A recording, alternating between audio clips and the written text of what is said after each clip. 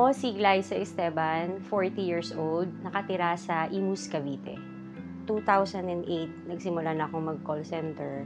Tapos, almost 8 years yun na nasa BPO industry ako. 2012, dun ako nagkaroon ng anak. 4 sila. Sobrang hirap talaga na bumabiyahe ka araw-araw. Lalo na nung nagkaanak na ako. Yung travel time mo, mas matagal pa kaysa sa ilalagi mo sa bahay. Kaya, nag-decide ako din na mag-resign sa BPO. So, hindi rin ako agad nagkaroon ng trabaho nun. Nasakto pa kasi na pandemic nun eh. Di ba, bawal lumabas, ganyan. Hanggang sa medyo lumuwag-luwag na yung pandemic. Merong akong kakilala, common friend, na ini-refer ako sa virtual assistance na trabaho. Doon nagsimula yun. Binigyan niya ako ng trabaho as appointment setter. Mga 3 months lang yun. Pero naging stepping stone ko yun na para magtuloy-tuloy ako sa virtual world. Nagkaroon ako ng kakilala na nasa e-commerce naman. So, doon nagsimula talaga yung journey ko as VA. Pag VA ka, ang advantage kasi nun, syempre, mas marami kang oras sa mga anak mo. Marami kang pwedeng gawin, literal na multitasking bilang nanay na hindi mo nagagawa nung nasa BPO ka pa. So, yung mga bata, may pasok sila ng umaga. As early as 4:30 gising na ako. Pag nakabihis na sila, paalis na sila ng mga 5:30. Doon naman ako naglalaging sa trabaho. Ang trabaho kasi until 2 p.m. siya eh. So, 12 darating na yung mga bata. In between nung 5 to 12 na yun, meron akong break time doon ako nagluluto. Para pag uwi ng mga bata, may pagkain na sila.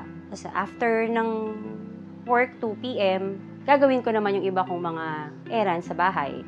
Tapos si husband, siya rin yung naghahatid sundo sa mga bata. Tapos ang kinagandahan nun, medyo nakaipon ako. Nakabili rin ako ng e-bike pang school service.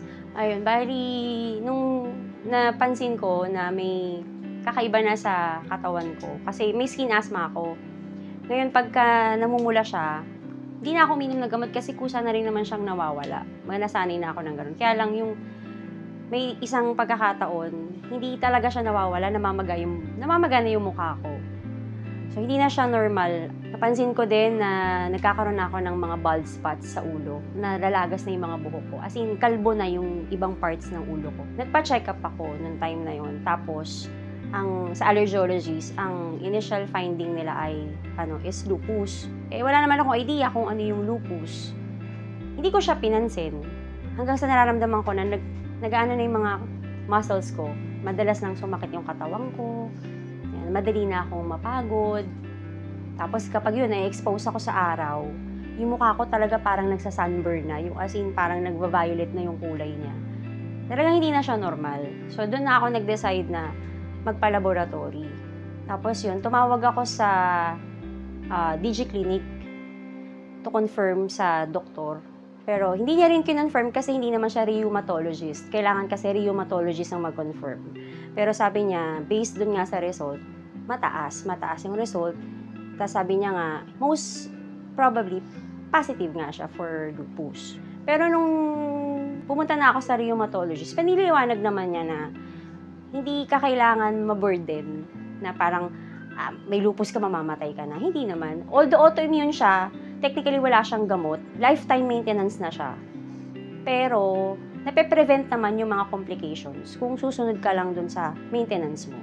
Kasi nung nagkasakit na ako, marami na akong bagay na hindi nagagawa. Pag mainit, bawal ka sa araw. Naarawan ka ng matindi. Either minamanas ako o kaya nahahapo ako, yung pagod na pagod ako, parang kahit wala akong ginawa, masakit yung braso ko, masakit yung hita ko, masakit yung likod ko. Yun yung mga challenges ko ngayon nung nagkasakit ako. Kahit may masakit sa akin, hindi ko siya iniintindi. Basta meron ako motivation kasi. Unang-una, syempre, tiwala tayo dun sa pinagkaloob sa ating buhay at lakas ng Diyos. Hanggat may buhay ka, pwede ka magpatuloy. Unang-una, may mga anak ako na kailangan maipakita ko sa kanila, magabayan ko pa rin sila sa tamang landas kahit na meron akong sariling struggle na hindi nila nakikita.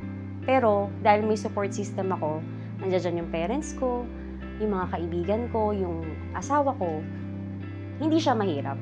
At syempre, yung awat tulong ng Diyos na mabigyan ka ng buhay at lakas sa araw-araw. Ang may papayo ko dun sa mga katulad ko nagtatrabaho na may mga sakit din, huwag nating isipin lagi na mahina tayo. Lagi natin iisipin, una sa lahat yung pagtitiwala natin sa Diyos na di naman tayo bibigyan ng Diyos ng pagsubok na hindi natin kaya. Kaya ipagtiwala natin sa Diyos ang lahat ng ating ginagawa. Lakipan ng sipag at tiyaga, laban lang.